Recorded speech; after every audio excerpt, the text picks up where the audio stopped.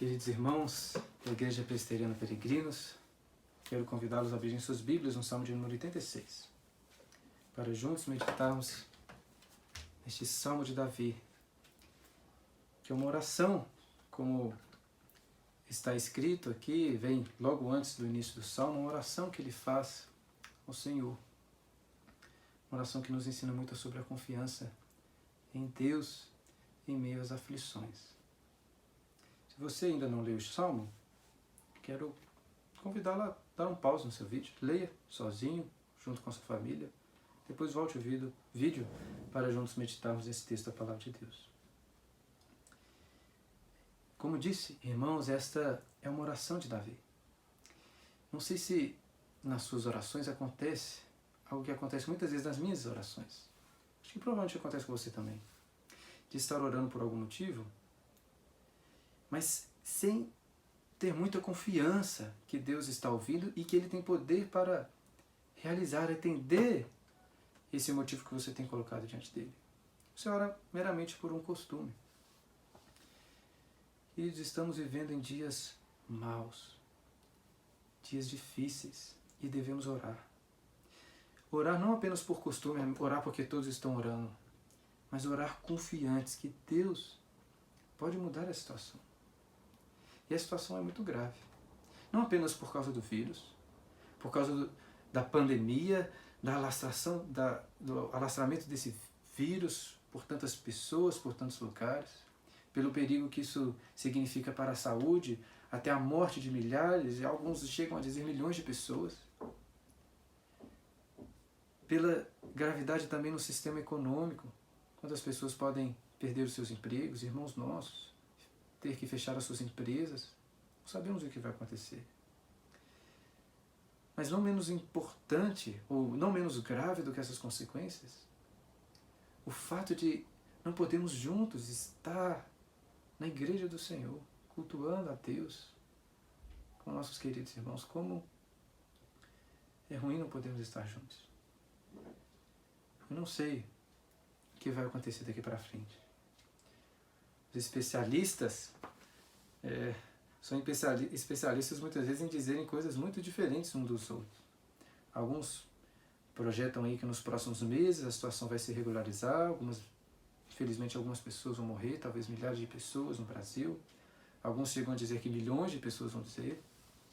Eu sinceramente acho que ninguém tem muita certeza do que vai acontecer. Eu, muito menos, sei o que vai acontecer. Até, inclusive, tenho ficado surpreso negativamente com a atitude de alguns pastores, inclusive alguns pastores presbiterianos, que parece que como profetas do Antigo Testamento têm anunciado que essa epidemia vai ser devastadora. Milhares, milhões de pessoas no Brasil irão morrer, irão perder os seus empregos. Assim, por um lado, isso até pode acontecer. Não sei qual é a gravidade disso tudo. Como eu disse, acho que ninguém sabe ainda ao certo. Mas eu fico perplexo com a atitude desses pastores. E fico perplexo por dois motivos. Primeiro, pelo grau de certeza que eles dão, ou que eles demonstram ao fazer essas previsões. Eles parecem que estão falando como o profeta Isaías, o profeta Jeremias, falando de algo certo que iria acontecer. Mas eu fico perplexo também, em segundo lugar, pela falta de confiança que essas pessoas têm que Deus pode mudar completamente a situação. Eu não posso dizer aos irmãos, assim como o pastor Malafaia, Silas Malafaia disse na sua igreja, que Deus vai cuidar do seu povo, assim como Deus cuidou lá do povo quando lançou as pragas no Egito, que nós não vamos passar pelas consequências deste vírus. De forma alguma eu posso dizer isso. Mas eu creio que Deus pode sim, hoje mesmo, através das nossas orações, mudar a realidade. Ele pode dizimar, acabar com cada partícula desse vírus, em cada organismo, em cada pessoa, em cada maçaneta. Ele tem poder para fazer isso. Inclusive, irmãos, eu estou realmente triste de não poder estar na igreja hoje. Eu tenho orado para Deus para que no próximo domingo esse problema já esteja acabado e que possamos juntos estar domingo que vem na igreja louvando ao Senhor. Eu sei que isso não é provável de acontecer, mas eu creio ainda que às vezes não com tanta confiança, mas eu tenho certeza que Deus é poderoso para fazer isso e que devemos ter essa confiança. Confesso que não tenho essa confiança muitas vezes, nem nessa nem em várias outras orações, mas essa é a confiança que eu percebo no coração de Davi ao colocar essas súplicas diante do Senhor, como vemos nesse salmo. Versículo 1, ele começa dizendo, ou orando assim: inclina, Senhor, os ouvidos e responde-me, pois estou aflito e necessitado. Ele começa fazendo uma súplica a Deus, pedindo para que Deus incline os seus ouvidos para ouvir a sua oração. E por que ele está clamando a Deus? Porque, como ele diz, estou aflito e necessitado. Não tem nada no texto em si que nos indique com precisão qual era a situação que Davi estava passando, qual era o seu motivo aqui de angústia, de aflição. A não ser lá no versículo 14, quando fala de perseguidor. Certamente ele estava sendo perseguido, mas não sabemos exatamente quem estava perseguindo. Provável que esteja se referindo aqui à perseguição que sofreu da parte de Saul, por exemplo, que teve de fugir, mas nós não sabemos com certeza. Talvez até bom não pensarmos tanto nisso, pois este é um salmo que se aplica claramente a vários e quaisquer motivos de aflição que passemos por ele. Tem muitas a nos ensinar as nossas próprias aflições. E se você observar bem, na sequência desse salmo, você verá que no versículos 2, 3 e 4, Davi vai aqui explicar para Deus quais são os motivos da sua oração. Por que ele está colocando essas súplicas diante dele? Por que ele está orando? Se você olhar nesses versículos, você vai perceber que em cada um deles há uma conjunção explicativa, um pois, um porquê. Significa que ele está explicando os motivos da sua oração. E quais são esses motivos? Olha só, versículos 2 ao 4. Preserva minha alma, pois eu sou piedoso. Tu, ó Deus meu, salva o teu servo que em ti confia. Compadece-te de mim, ó Senhor, pois a ti clamo de contínuo. Alegra a alma do teu servo, porque a ti, Senhor, elevo a minha alma. Perceba como ele está orando, mas explicando para Deus, colocando diante do Senhor aquilo que o leva a orar. E talvez você pense que Davi, de certa maneira, se assemelha àquele fariseu soberbo da parábola de Jesus, que chega diante de todas as pessoas, né, em comparação com aquele publicano que estava junto com ele, diz assim: olha, Senhor, sou um homem piedoso, jejuo 2 vezes ao dia, ou 2 vezes na semana, estou sempre orando, sou um homem muito bom, não sou como esse publicano aí. Não é esse caso, Davi. Quando ele fala que ele é piedoso, ele não faz isso com soberba no seu coração, querendo mostrar para as outras pessoas. Tanto é assim que nós vemos esses versículos que acabamos de ler, que ele claramente reconhece que Deus é o Senhor e que ele apenas é um servo. Inclusive, ele de forma alguma confiava em si mesmo. Ele não era como os soberbos que confiam no seu próprio poder. Tanto que ele diz assim: tu, ó Deus, salva o teu servo que em ti confia.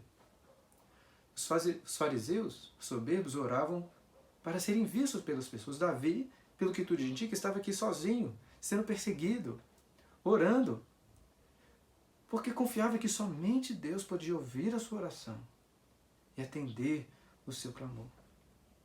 Agora, por que ele diz essas coisas aqui? Que ele é piedoso, que ele confia em Deus, que ele está sempre orando diante do Senhor. Será que ele está falando essas coisas como que para barganhar com o Senhor?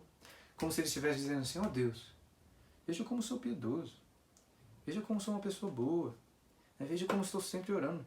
Já que estou fazendo tantas coisas boas, agora o Senhor deve me ajudar nessa minha aflição. Não.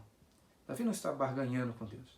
Por que ele coloca esses motivos? Por que ele coloca as suas orações dessa forma diante de Deus? Olha o que ele diz nos versículos seguintes, versículos 5 ao 7. Pois tu, Senhor, és bom e compassivo, abundante em benignidade para com todos os que te invocam. Escuta, Senhor, a minha oração e atende a voz das minhas súplicas. No dia da minha angústia, clamo a ti, porque me respondes. Qual o motivo que leva Davi a orar ao Senhor? A colocar diante dele as suas aflições? O motivo que o leva a orar é porque ele confiava que Deus é bom, compassivo, abundante em benignidade, que Ele escuta a oração dos seus filhos que são piedosos. Em resumo, este é o motivo também pelo qual nós oramos, irmãos. É o mesmo motivo que Davi. Davi sabia que Deus era bom, que Ele ouvia suas orações, que no dia da angústia ele poderia clamar a Deus, sabendo que Ele iria respondê-lo, como diz aí no versículo 7. Oração não tem nada a ver com soberba, oração não tem nada a ver com barganha com Deus. Oração tem a ver com o fato de que temos um Pai nos céus, que nos ama, que se compadece da nossa situação, das nossas aflições e ouve as nossas orações. Precisamos confiar que Deus está nos ouvindo. E esse Deus que estamos orando não é um Deus qualquer. Olha o que Davi tem a falar sobre o Deus, o único Deus verdadeiro. A partir do versículo 8, do 8 até o 10. Não há entre os deuses semelhante a ti, Senhor, e nada existe que se compare às tuas obras. Todas as nações que fizeste virão, prostrar-se-ão diante de ti, Senhor, e glorificarão o teu nome, pois tu és grande e operas maravilhas. Só tu és Deus. Notem aqui o fluxo da oração de Davi. Tentem entender o que está passando no seu coração. Algo está afligindo, como vimos desde o primeiro versículo. Mas ele ainda não disse qual é o motivo da sua aflição, o que está acontecendo com ele. Sabemos porque já citei lá o versículo 14, estava sendo perseguido. Mas ele ainda não colocou isso diante do Senhor. Tenho a forte impressão que parece que para Davi, ou no coração de Davi, ele para um pouco de pensar na sua angústia, nos motivos que estavam o afligindo, e para refletir sobre quem Deus é. Deixa um pouco de lado os seus próprios problemas para refletir na glória de Deus, na sua grandeza. Ele faz esses versículos que acabamos de ler aqui, aquilo que chamamos de doxologia. São palavras de louvor ao Senhor. Olha aí novamente no versículo 8, ele começa afirmando que não há entre os deuses semelhantes a ti, Senhor. Começa mostrando que Deus é o único Deus. É importante nos lembrar que os deuses antigos geralmente eram deuses designados a coisas específicas, ou responsável por coisas específicas. Era o Deus da colheita, o Deus da fertilidade, o Deus dos oceanos. Mas este não era o Deus Davi. Ele é o Deus sobre todas as coisas. Não há entre os falsos deuses nenhum como ele. E então no versículo 9, como um profeta, ele anuncia que todos irão se prostrar diante desse Deus. Deus não é apenas limitado em seu poder como os deuses falsos, como disse no versículo, em relação ao versículo 8, que não se assemelham ao Senhor. Ele não está limitado nem em poder, mas também não está limitado a um único povo, a uma única região. Era muito comum ter o Deus dos israelitas, entender assim no Antigo Testamento, né? Existe o Deus dos israelitas, o Deus dos amorreus, os deuses moabitas, o Deus de cada um dos povos. Davi, no entanto, sabia que este é o Deus de todo o universo. E como profeta ele anuncia que todas as nações iriam um dia se prostrar, se render diante desse único Deus. Ele sabia que o mundo era pagão, adoravam falsos deuses, mas um dia iriam se render. Resumindo bastante o cumprimento dessa profecia do versículo 9, posso dizer que ela se cumpre parcialmente na primeira vinda do nosso Senhor Jesus. Com o Evangelho, que agora é anunciado a todas as nações, e pessoas de todos os povos têm se rendido ao Senhor. Mas essa profecia de Davi, aqui no versículo 9, se cumpre plenamente apenas na segunda, ou se cumprirá plenamente apenas na segunda vinda de Cristo, quando todos os homens, sem exceção, se dobrarão ao Senhor. Toda língua confessará que Ele é Senhor, até os incrédulos. Não terão outra coisa a fazer, se não se dobrarem diante da glória de Deus.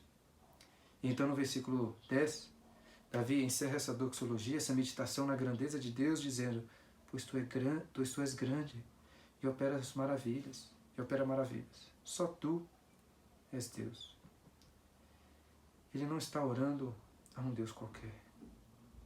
Ele está orando a um Deus que é grande, que é poderoso e que opera maravilhas.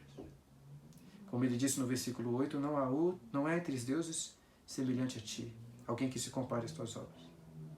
E pensem só, o que mais diferencia o Deus de Israel de todos os outros deuses? Qual é a maior diferença?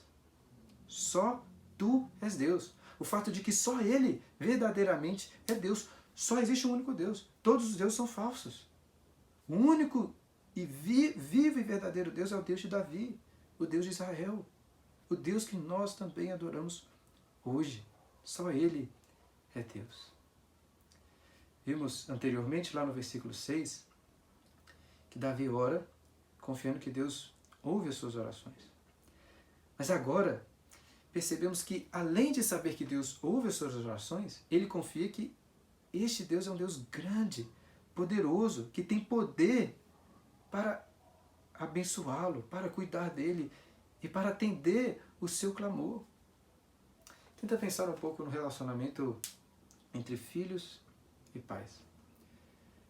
Geralmente, meus filhos pedem para que eu dê a eles comida, dê a eles um chocolate, um biscoito, um sorvete até, porque sabem que não apenas eu posso escutá-los, posso ouvir o que eles têm a pedir a mim, como também tenho o poder de comprar um chocolate, de dar a ele um biscoito, um sorvete, ou algo nesse sentido.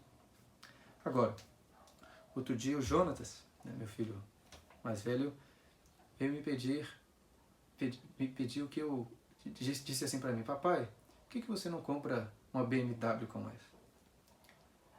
Eu posso até ouvir esse pedido que ele fez a mim de comprar. Ele queria que eu comprasse uma BMW.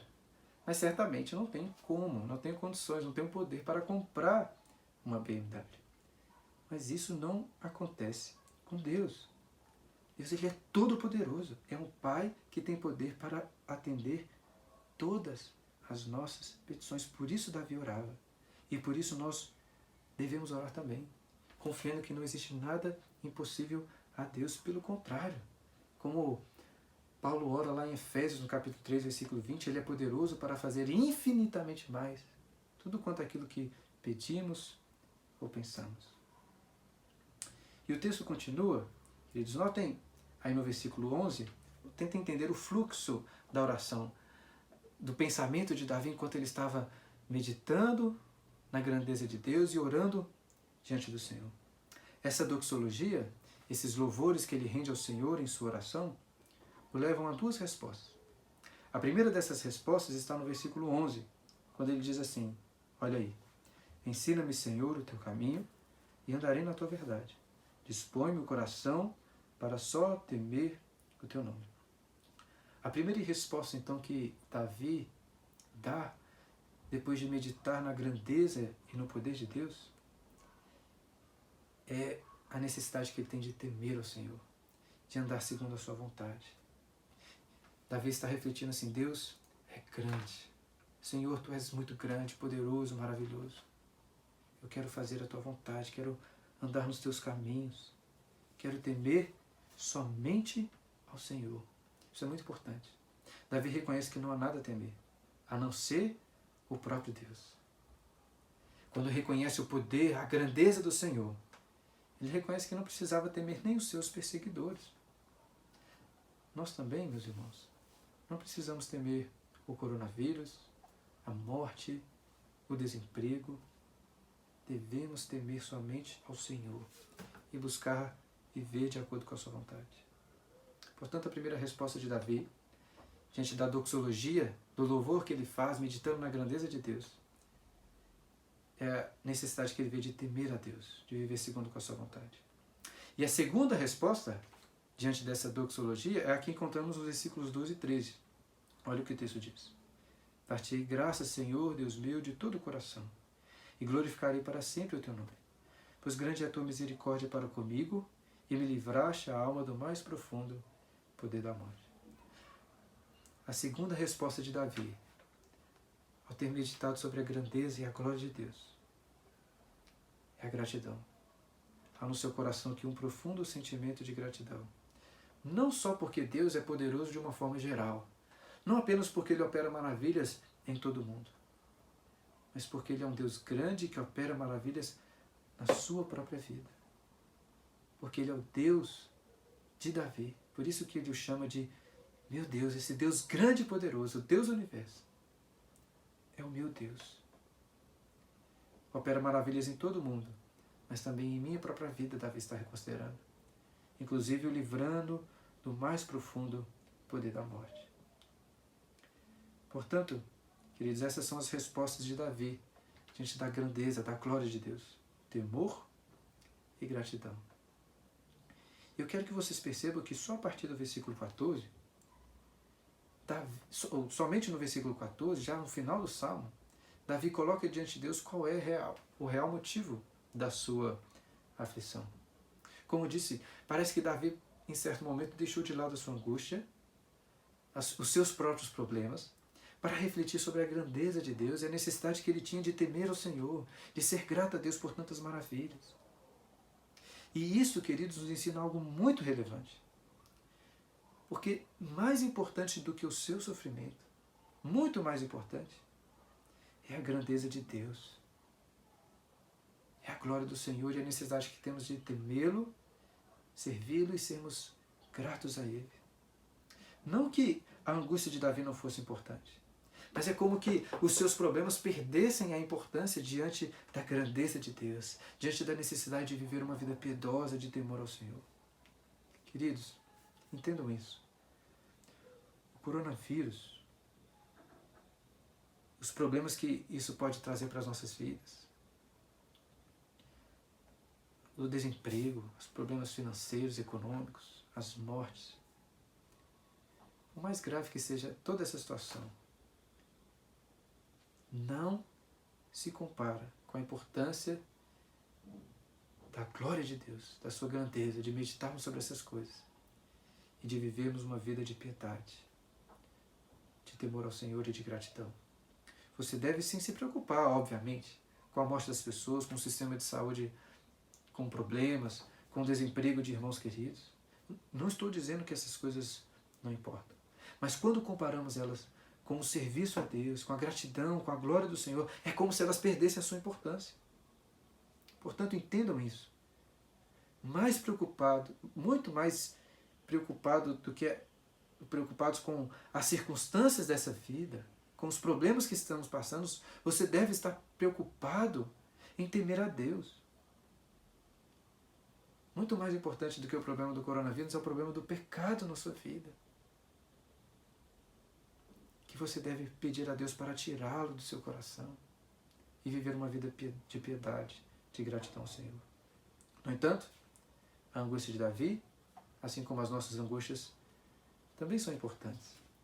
E ele fala sobre essa sua angústia no versículo 14, dizendo assim: ó Deus, os soberbos se têm levantado contra mim e um bando de violentos atenta contra a minha vida.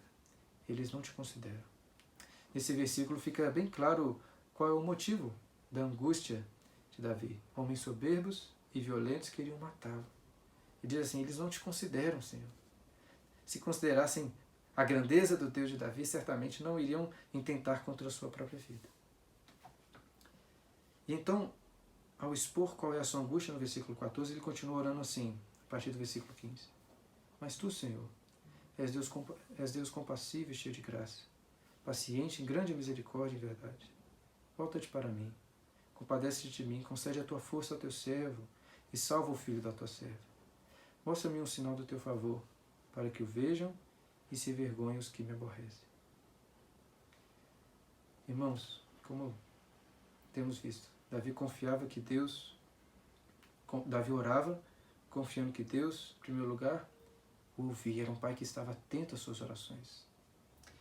Em segundo lugar, ele orava porque confiava que não só Deus ouvia, como tinha poder para atender a sua súplica, para livrá-lo da sua angústia. Mas em terceiro lugar, Davi orava porque confiava na misericórdia do Senhor. Só porque Deus, como ele diz no versículo 15, é compassivo, cheio de graça, paciente, grande em misericórdia e verdade, que Davi poderia orar, que Davi poderia clamar: volta-te para mim, compadece-te de mim, concede a tua força ao teu servo e salva o filho da tua serva. Davi sabia que não merecia a graça de Deus, o cuidado do Senhor. Davi não confiava em seu próprio mérito, em seu próprio merecimento. ele confiava apenas na misericórdia de Deus. Nós também, meus irmãos, não merecemos ser libertos do coronavírus e nem de nenhuma aflição que estejamos passando por ela. A única coisa que nós merecemos por nós mesmos é o castigo de Deus. É o inferno. Não merecemos por nós mesmos nada de bom. Mas só porque Deus é misericordioso, só porque Ele é compassivo, podemos orar pelo livramento do castigo ou da aflição. Notem também no versículo 17 que Davi ora a Deus buscando este livramento, não pensando simplesmente em se sair bem, mas diz assim, no versículo 17, para que o vejam e se envergonhem os que me aborrecem. Ou seja, mais preocupado do que com o seu próprio livramento, Davi queria que a glória de Deus fosse vista pelos seus inimigos, para que ele se envergonhasse diante da glória de Deus. Portanto, ele não estava preocupado em primeiro lugar consigo mesmo, estava preocupado com o nome do Senhor, com a glória de Deus. E da mesma maneira, nós também devemos orar.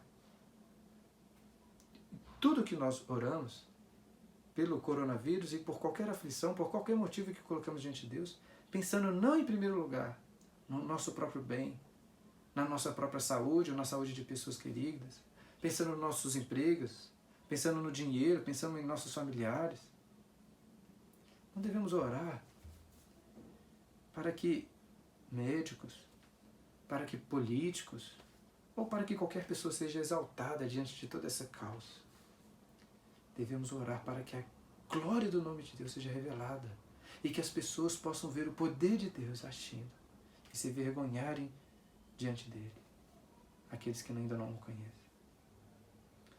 Então, por fim, Davi finaliza essa oração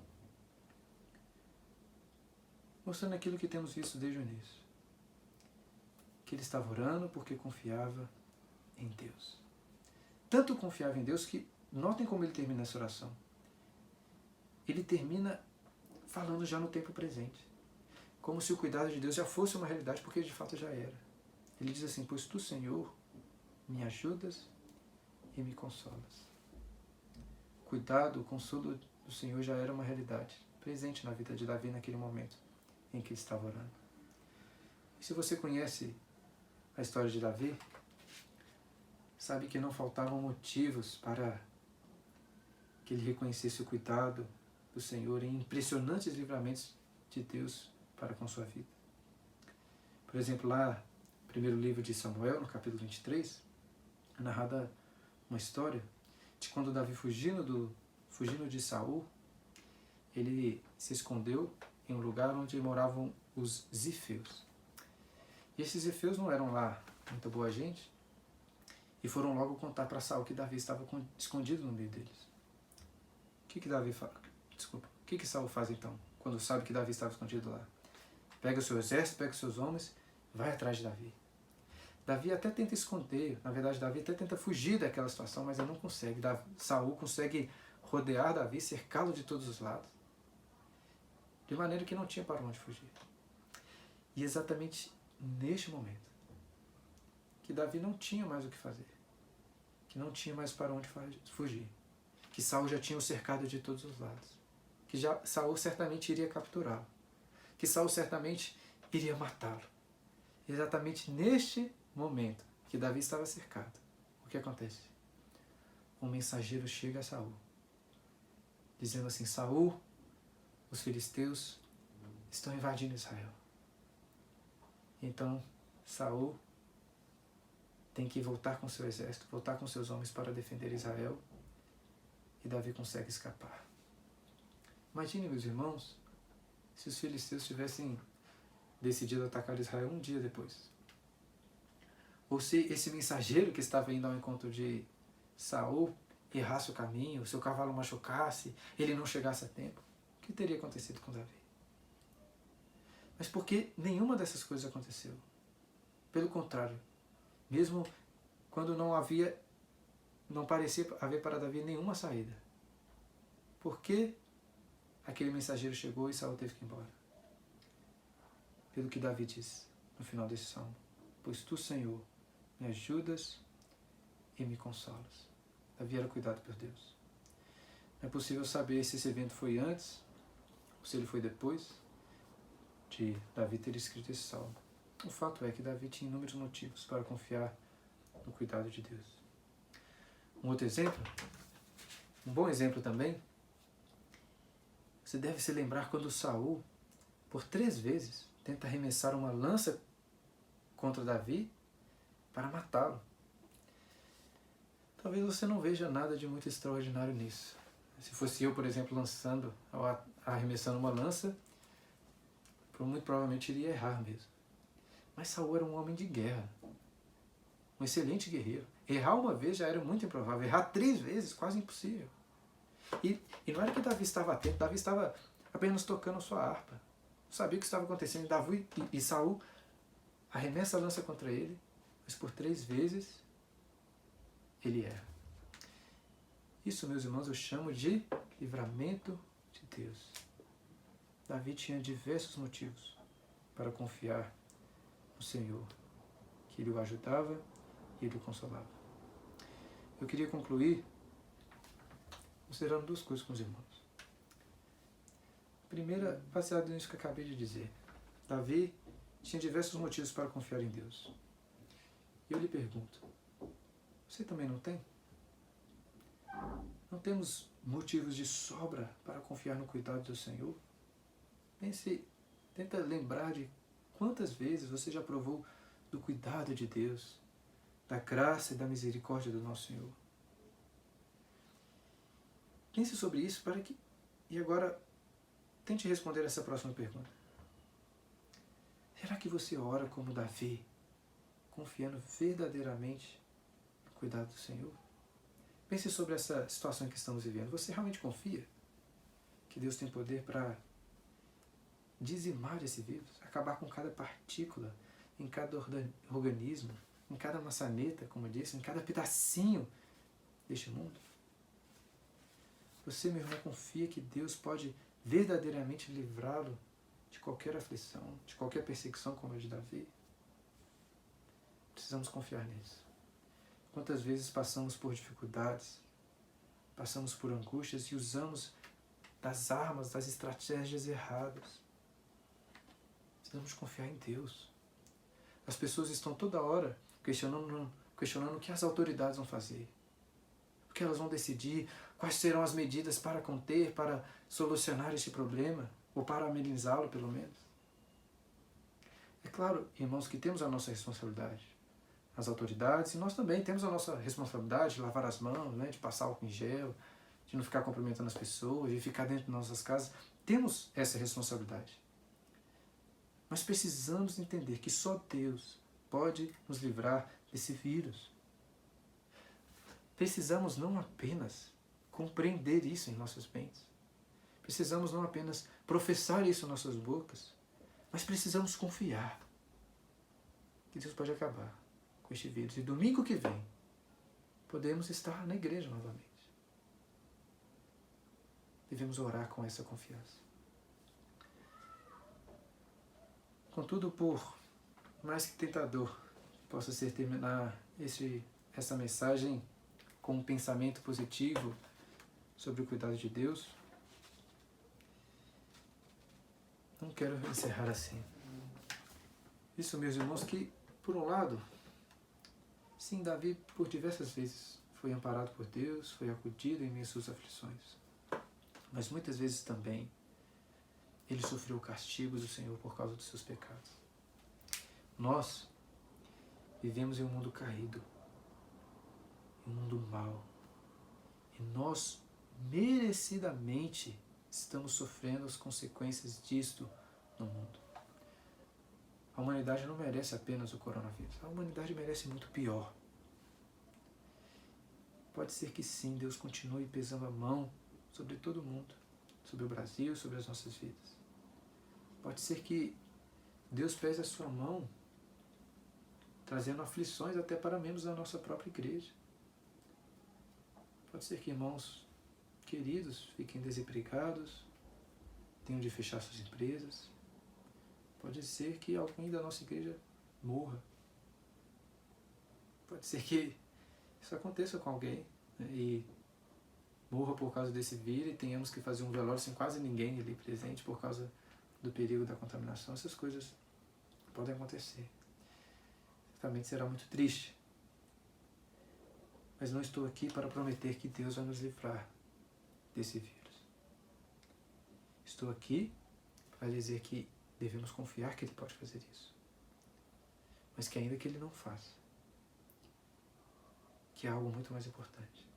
Por mais importante que seja a vida das pessoas que Deus criou, por mais importante que seja o emprego, a economia, a saúde, precisamos de entender que este mundo, cedo ou tarde, vai passar.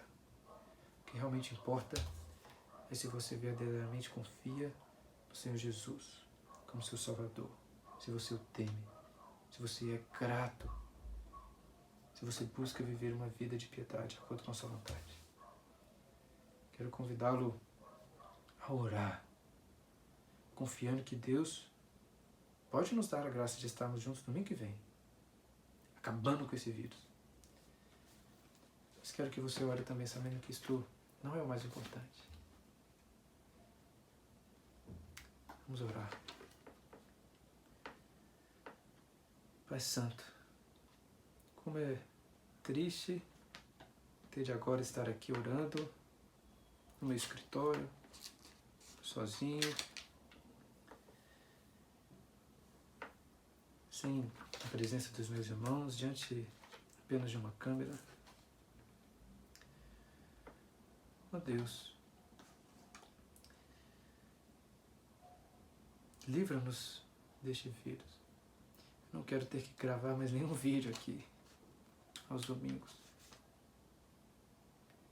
O Senhor tem poder. Confiamos, ó Pai, no seu poder para nos livrar deste mal. Assim como o Senhor por várias vezes livrou a vida do teu servo Davi. Mas sabemos também, ó Deus, que muito bem que isso pode não acontecer, que pode não ser este o seu decreto para as nossas vidas, para a nossa igreja, para o mundo como um todo.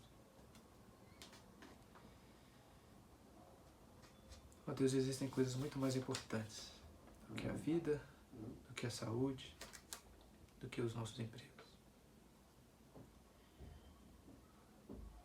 O mais importante que existe nesse mundo é a sua própria glória, o seu próprio nome, sendo exaltado. E para nós não há nada mais importante do que aprendermos a temer ao Senhor, sermos gratos a Ti como Davi, ao meditar sobre a Sua grandeza. Ó Deus, dá a mim e a todos os irmãos que estão assistindo esse vídeo essa confiança. Em nome de Jesus, amém.